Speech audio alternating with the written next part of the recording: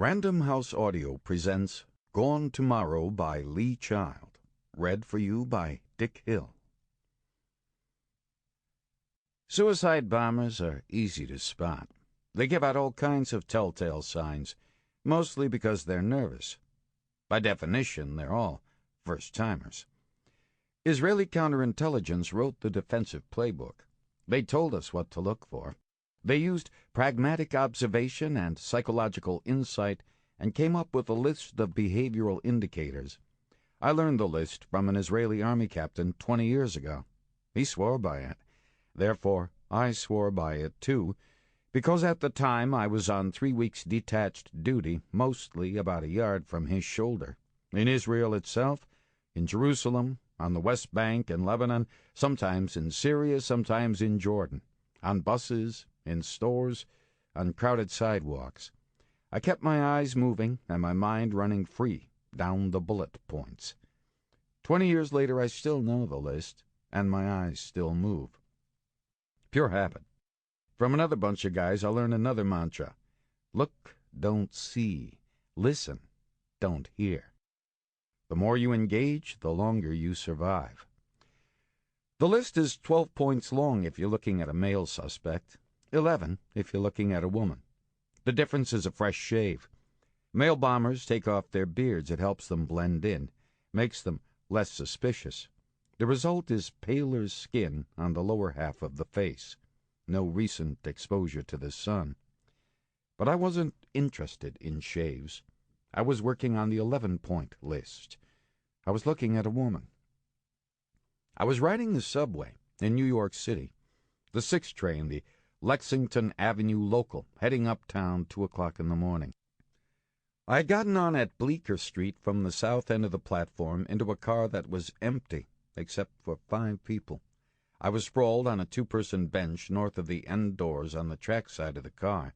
The other 5 passengers were all south of me on the long bench seats, in profile, side-on, far from each other, staring blankly across the width of the car, 3 on the left and 2 on the right.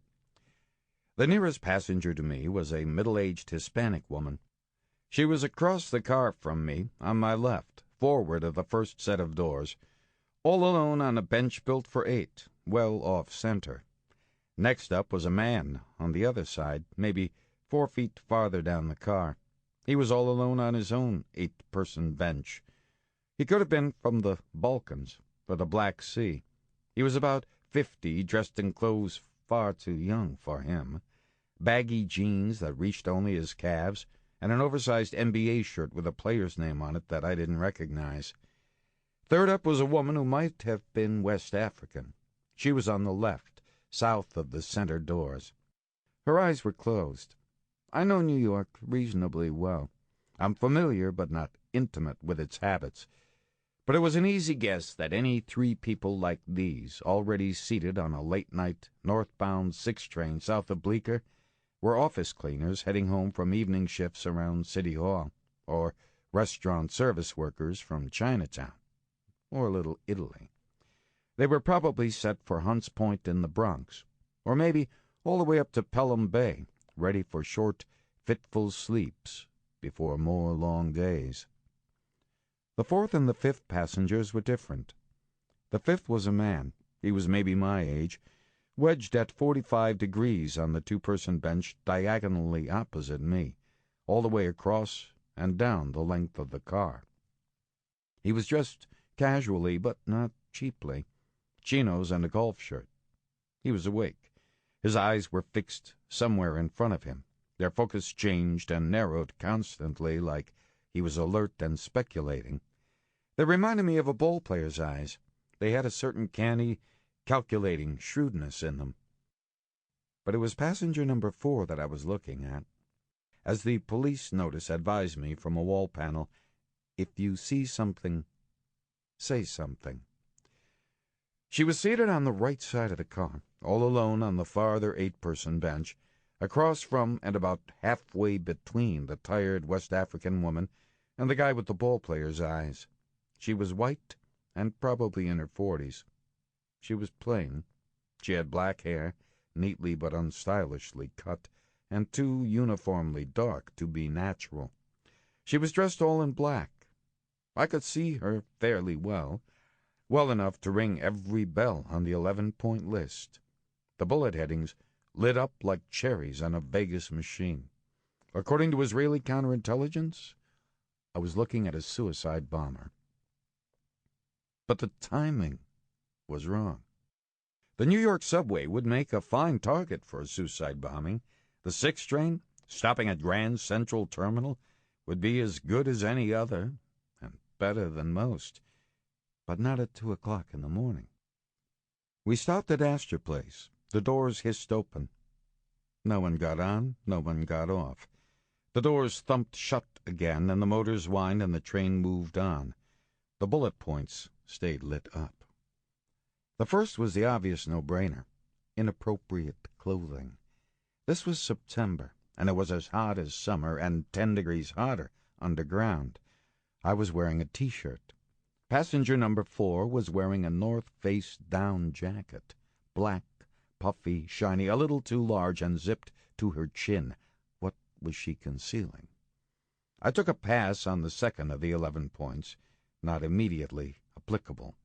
The second point is a robotic walk. The train stopped at Union Square. No one got on, no one got off. Then the doors closed again, and the train moved on. Points 3 through 6 are variations on a subjective theme: irritability, sweating, tics, and nervous behavior. Passenger number 4 was showing them all. Therefore, point 7, breathing. She was panting, low and controlled, in, out, in, out, in, out, in, out. Point 8, suicide bombers about to go into action stare rigidly ahead. No one knows why, but they all do it. Passenger number 4 was doing it. Points 1 through 8, check. I shifted my weight forward in my seat. Then I stopped. The idea was tactically absurd. The time was wrong. Then I looked again and moved again, because points 9, 10, and 11 were all present and correct too, and they were the most important points of all. Point 9, mumbled prayers. To date, all known attacks have been inspired or motivated or validated or invigilated by religion, almost exclusively the Islamic religion, and Islamic people are accustomed to praying in public. Passenger number 4 was really going at it. Her lips were moving below her fixed stare in a long, panting, ritualistic recitation that seemed to repeat itself every 20 seconds or so. The train stopped at 23rd Street. The doors opened. No one got off. No one got on. The doors closed. The train moved on. Point 10, a large bag. Dynamite is a stable explosive, as long as it's fresh. It doesn't go off by accident. It needs to be triggered by blasting caps. Blasting caps are wired with detonator cord to an electricity supply and a button, a switch. For portable use, you need a battery, and for a decent kick, you want one of the big square soup can-sized cells sold for serious flashlights. Too big and too heavy for a pocket, hence the bag. The train stopped at 28th Street. The doors opened. No one got on. No one got off. The doors closed and the train moved on. Point 11, hands in the bag. These days, suicide bombers are taught to keep their thumbs on their button at all times, in case they're rushed. The button is in the bag next to the battery, hence hands in the bag. Passenger number 4 had her hands in her bag. The flap was bunched and creased between her wrists.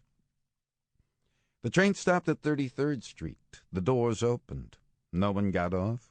No one got on. The doors stayed open a beat longer than normal. I stayed in my seat. The doors closed. The train moved on. I stared at passenger number 4, pictured her slim, pale thumb on a hidden button. I stared too hard. She felt it. She turned her head, slowly, smoothly like a pre-programmed movement. Sample complete. Ready to continue?